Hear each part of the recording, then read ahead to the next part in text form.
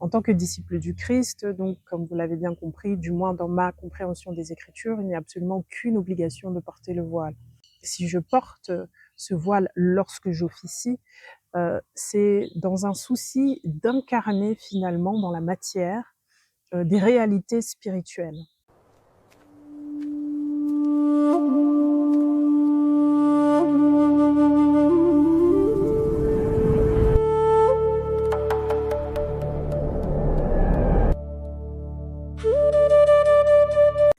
Bonjour à tous, je suis Benita, Mirophore, prophétesse. Je suis ravie d'échanger avec vous aujourd'hui. Je vais vous partager un petit enseignement. Alléluia. Gloire à toi, Seigneur.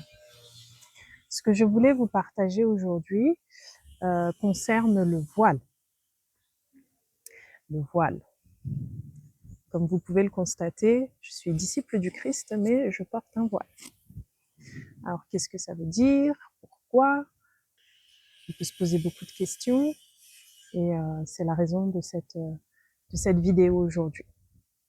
Alors, j'ai pris quelques petites notes, donc si je regarde vers là, notamment pour les références des versets, etc., c'est simplement que je regarde sur mes notes. Voilà. Alors, la symbolique du voile. Vous savez, il ne faut pas confondre deux choses lorsqu'on parle du voile. Il y a d'abord le voile que je vais appeler le voile institutionnel, et ensuite il y a le voile que je vais appeler, que je vais nommer tout simplement le voile porté par la femme. Donc c'est deux symboliques complètement différentes.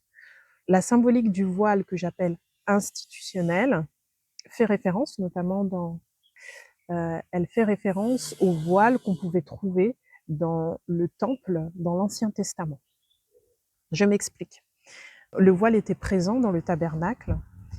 Il y avait un premier voile qui séparait le parvis et le lieu saint, et il y avait un deuxième voile qui séparait le lieu saint et le lieu très saint. Vous savez, le tabernacle était formé en trois parties. Le lieu très saint, là où seul le souverain sacrificateur pouvait entrer, et ensuite il y avait le lieu saint, et enfin le parvis. Voilà. Donc là, ce voile-là a une symbolique très particulière parce qu'il peut représenter, si vous voulez, l'aveuglement spirituel, la difficulté d'accès à la présence de Dieu en raison du péché. C'est-à-dire que notre Dieu est un Dieu saint et il ne peut pas se mélanger au péché. Et par cette symbolique, Dieu nous aidait à comprendre que, en raison de nos parents, Adam et Ève, qui ont mangé la pomme, une nature pécheresse était entrée en nous. Il y a eu une chute de l'homme, ce qui fait que l'accès à Dieu était d'autant plus compliqué, et il fallait verser du sang pour pouvoir y accéder. La symbolique du voile institutionnel, c'est une symbolique d'aveuglement spirituel d'une certaine façon, parce que on ne peut pas approcher de trop près la gloire de Dieu. La Bible dit d'ailleurs qu'aucun homme n'a vu Dieu et vit ensuite. C'est aussi la symbolique d'une protection spirituelle finalement. Parce que notre Dieu est saint, notre Dieu est un feu dévorant, notre Dieu... vous savez, il y a beaucoup d'exemples dans la Bible où vous avez des hommes de Dieu qui se retrouvent en face d'un ange, juste d'un ange, hein, donc on n'est même pas encore face à Dieu lui-même, en face d'un ange, et ils se rendent compte de tous leurs péchés, de tout. Ils se disent, oh là là, au secours, qu'est-ce que je vais devenir? J'ai vu le Dieu vivant, qu'est-ce que je peux faire? Et c'est assez drôle des fois, parce que ils se mettent à genoux et ils sont un peu en panique en se disant, oh là là, mais quelle horreur, je vais mourir, je ne suis pas saint. Et souvent l'ange les rassure. J'ai en tête un prophète qui a vu un ange et qui dit, voilà, ma bouche est pleine d'iniquité, et puis l'ange a touché sa bouche. Donc il y a quand même cette idée de protection spirituelle en raison de notre condition humaine, du moins à cette époque-là. Ça, c'est pour le voile institutionnel. Et ce qui est merveilleux aujourd'hui, c'est que ce voile-là a été déchiré du haut vers le bas lorsque Christ est venu sur cette terre, lorsque le Fils de Dieu s'est incarné en homme et qu'il a pris le péché sur lui. Le voile n'avait plus de raison d'être parce que finalement, il a porté ce sang qui remet de tous les péchés et qui désormais nous permet d'accéder avec assurance devant le trône de notre Seigneur. Donc voilà pour ce qui est de la symbolique du voile institutionnel. Maintenant, si l'on regarde le voile porté par les femmes, lorsqu'on lit la Bible ou même lorsqu'on regarde des textes anciens, le voile en fait était dénué de toute religiosité. C'était plutôt quelque chose de culturel. C'était un symbole de modestie, un symbole de pudeur pour les femmes. C'était un symbole de respectabilité aussi, c'est-à-dire que c'était les femmes mariées, notamment dans les sociétés juives, qui le portaient. Si vous n'aviez pas de voile, ça voulait dire que c'était souvent les prostituées. Bon. Donc c'était un symbole finalement de respectabilité. De nos jours, le voile est davantage associé à la religion musulmane. Il est appelé hijab dans cette religion et il est demandé aux femmes de le porter si elles le désirent afin de démontrer là aussi de la pudeur, une certaine modestie, de camoufler leur beauté. Alors ce n'est pas obligatoire, contrairement à ce qu'on peut entendre du moins lorsqu'on lit le Coran, ce n'est pas obligatoire. Alors il y a certaines traditions, bien sûr, qui le rendent obligatoire et pour beaucoup maintenant, notamment en Occident, c'est considéré comme un symbole d'oppression femme, alors que normalement il n'en est rien. C'est un symbole d'adoration devant Dieu. Alors qu'est-ce qu'il en est maintenant du côté chrétien? La Bible en 1 Corinthiens 11, chapitre 5, verset 12 nous dit: toute femme, au contraire, qui prie ou prophétise la tête non voilée, déshonore son chef. C'est comme si elle était rasée. Car si une femme n'est pas voilée, qu'elle se coupe aussi les cheveux. Or, s'il est honteux pour une femme d'avoir les cheveux coupés ou d'être rasée, qu'elle se voile. L'homme ne doit pas se couvrir la tête, puisqu'il est l'image et la gloire de Dieu, tandis que la femme est la gloire de l'homme. En effet, l'homme n'a pas été tiré de la femme, mais la femme a été tirée de l'homme. Et l'homme n'a pas été créé à cause de la femme, mais la femme a été créée à cause de l'homme. C'est pourquoi la femme, à cause des anges, doit avoir sur la tête une marque de l'autorité dont elle dépend. Toutefois, dans le Seigneur, la femme n'est point sans l'homme, ni l'homme sans la femme. Car de même que la femme a été tirée de l'homme, de même l'homme existe par la femme, et tout vient de Dieu. Donc, c'est ces passages-là notamment qui ont justifié dans l'Église catholique le port du voile pour les bonnes sœurs ou le port de la mantille lorsque vous entrez dans un lieu sacré pour toutes les femmes. Quand vous allez dans certaines sociétés orientales, je pense en Égypte par exemple, il y a beaucoup de chrétiennes aussi qui se voilent en raison de ces passages-là. Donc aujourd'hui, ce passage est compris de façon plutôt symbolique. Ce qui est important pour une femme, c'est qu'elle se soumette à l'autorité dont elle dépend, puisque ça, comme l'apôtre Paul l'a dit et l'a expliqué, c'est la femme qui a été tirée de l'homme. Donc elle dépend d'une autorité. Si elle est mariée, elle dépend de son mari. Si elle n'est pas mariée, elle dépend de son autorité spirituelle. En tout état de cause, c'est à comprendre de façon symbolique. Il y a l'idée de soumission. Voilà. Alors, maintenant, qu'est-ce qu'il en est de mon côté et notamment vis-à-vis de l'appel spécifique de Mirophore? En tant que disciple du Christ, donc comme vous l'avez bien compris, du moins dans ma compréhension des Écritures, il n'y a absolument aucune obligation de porter le voile. Si je porte ce voile lorsque j'officie, c'est dans un souci d'incarner finalement dans la matière des réalités spirituelles. Donc lorsque je porte ce voile-là, c'est une façon de dire je suis une femme mariée, je dépends d'un époux, je prie, je prophétise et finalement, mon autorité est incarnée dans ce voile. D'accord? C'est un appel très spécifique, lié notamment aussi à la fin des temps, l'ère de l'Apocalypse où nous nous trouvons, l'ère de la révélation où nous nous trouvons. Apocalypse, hein, pour ceux qui ne le savent pas, ça veut dire révélation. Donc, nous sommes dans des temps où la connaissance va augmenter, tout ce qui est caché va être révélé.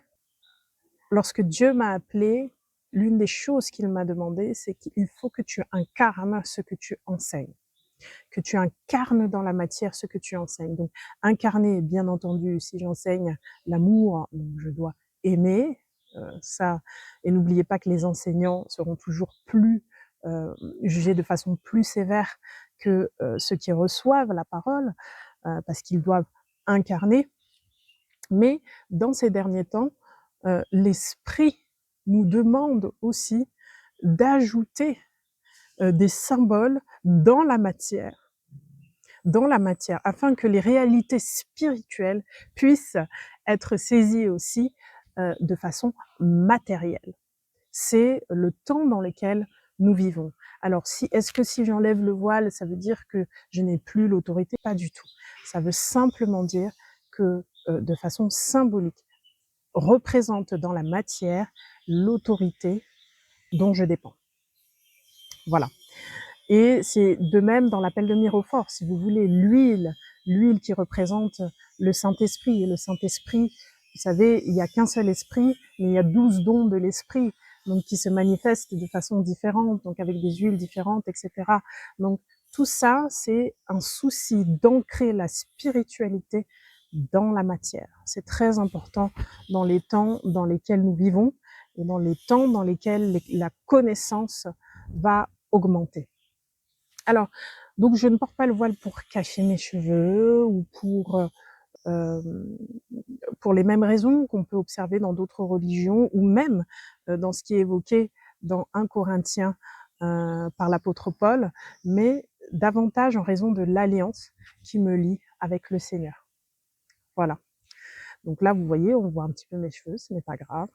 Le but n'est pas de cacher mes cheveux. Au contraire, le but est de révéler, dévoiler de façon physique l'autorité dont je dépends et n'importe quelle autre réalité spirituelle. Finalement, c'est le rôle de mon ministère. Voilà. Alors, j'espère que ça a été clair pour vous. Donc, on a vu qu'il y avait 2 types de voiles. Il y a le voile institutionnel, il y a le voile porté par la femme.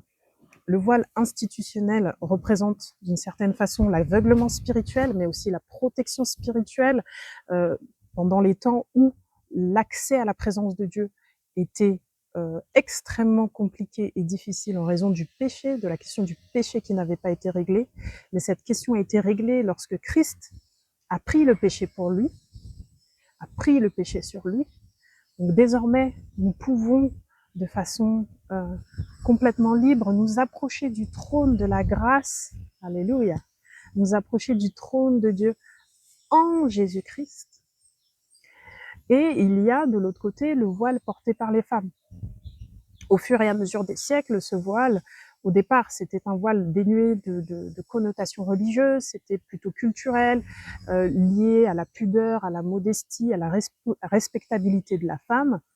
Ensuite, de nos jours, il est davantage relié à la religion musulmane, bien que dans un certain nombre de sociétés, notamment les sociétés orientales, je pense à l'Égypte, je pense à d'autres sociétés du Moyen-Orient, même si vous êtes chrétien, beaucoup de femmes se voilent, même si elles sont chrétiennes, en raison notamment du passage que nous avons lu tout à l'heure en 1 Corinthiens, décrit par l'apôtre Paul. Et enfin, j'ai terminé sur la raison pour laquelle moi, personnellement, en tant que Mirophore, en tant que prophétesse, je porte ce voile-là. Pas tout à fait pour les raisons invoquées par l'apôtre Paul, mais la principale raison, c'est l'ordre qui m'a été donné par Dieu d'incarner des réalités spirituelles dans la matière. Je fais également une petite pause pour préciser un point concernant la connaissance spirituelle sur le cheveu en tant qu'antenne spirituelle. Donc il y a certaines traditions comme la tradition essénienne ou encore d'autres traditions africaines, américaines, plein d'autres traditions qui expliquent que le cheveu est une antenne spirituelle et que finalement pour se protéger des énergies spirituelles, il faut se voiler. Ce n'est pas le fondement pour lequel moi, lorsque j'officie, lorsque je prophétise, donc pas dans la vie quotidienne, mais en tout cas lorsque j'officie et que je prophétise, je porte le voile. C'est pourquoi je ne vous ai pas parlé de ce fondement-là. Mais j'aurai l'occasion de vous en parler peut-être dans une autre vidéo ou dans une formation. Soyez bénis. La Bible nous dit, ne discutez pas des opinions. Un tel jeûne, un tel mange, un tel porte un voile, un tel ne porte pas un voile. Ce n'est pas ça l'important. L'important, c'est est-ce que ce que je fais me rapproche de Dieu? Est-ce que ce que je... parce que voilà, tout m'est permis, mais tout n'est pas utile. D'accord? Il y a beaucoup de choses qui me sont permis en tant que disciple du Christ, mais tout n'est pas utile. Le versant de tout ça, c'est de comprendre que chacun a son cheminement vers le Seigneur. Et ce cheminement vers le Seigneur, tant qu'il est réel et qu'il nous approche véritablement de notre Seigneur, et qu'il ne remet pas en cause les fondements, peu importe. Donc la Bible dit un tel jeûne, un tel mange, tous le font pour la gloire de Dieu. Et si, en me regardant certaines, lorsqu'elles prient, elles ressentent le besoin de mettre un voile, eh bien, gloire à Dieu. Et si d'autres se disent non, moi je préfère rester comme ça, gloire à Dieu aussi. Le plus important, c'est que spirituellement, en tant que femme, vous ayez cette marque de l'autorité. Prions ensemble. Seigneur, je te rends grâce. Je te rends grâce parce que tu m'as suscité pour un temps comme celui-ci. Tu nous as suscité pour un temps comme celui-ci. Un temps où beaucoup de choses cachées, beaucoup de connaissances, notamment spirituelles, vont être révélées. Je te rends grâce, Seigneur, parce que ces choses spirituelles pourront être incarnées de façon visible pour la compréhension de tous. Père, je prie au nom puissant de Jésus-Christ, que chaque personne dans le cadre de son cheminement vers toi, Seigneur, puisse s'approcher de toi, afin que lorsque tu viennes, tu puisses nous regarder et nous dire « Viens, bon et fidèle serviteur » ou « Viens, bonne et fidèle servante, entre dans le repos de ton maître ». Tu regarderas certaines personnes et tu diras à certaines personnes « Ôte-toi de mon chemin, je ne t'ai jamais connu ». Je déclare que ce n'est pas notre partage. Accorde-nous cette grâce, Seigneur, de te connaître davantage et que toi, tu nous connaisses aussi davantage. Dans le nom puissant de Jésus-Christ, nous avons prié. Amen. Je vous souhaite une très très belle journée. À très bientôt. Soyez bénis.